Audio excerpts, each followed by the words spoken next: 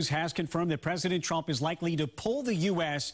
out of the Paris climate change agreement. That agreement is between countries to reduce carbon footprints and slow the growth of global warming. Critics say it's a job-killing farce. WBZ political analyst John Keller is here. And John, it could have an impact on your economy, all of our economy here in Massachusetts. Yeah, it certainly could, Liam. Now, critics of the Paris deal have claimed it'll hurt American businesses with carbon taxes and tighter regulation of fossil fuels.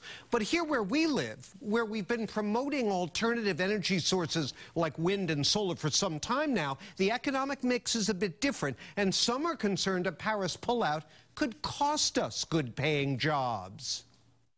When we talk about heat waves and major storms, we're talking about people losing their lives here in Boston. Local Pols were quick to denounce the potential Paris pullout, with Governor Charlie Baker warning in a statement that, quote, the impacts of a changing climate are ongoing across Massachusetts. What do we lose by pulling out of Paris?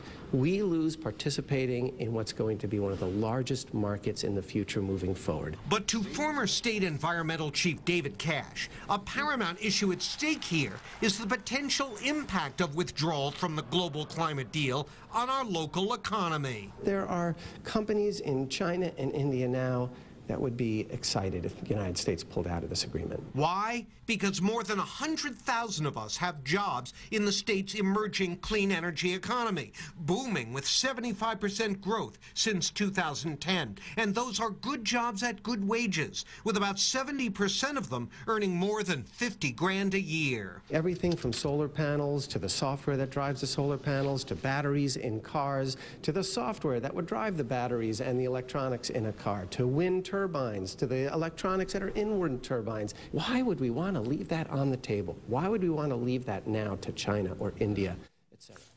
Well, in coal country and other industrialized parts of the country, President Trump's disparagement of climate change science during the campaign and since has offered hope for immediate relief from what they see as job-killing environmentalism. In those places pulling out of the Paris Accords, it'll be cause for celebration, Paula, but around here, no champagne. John Keller, thanks very much.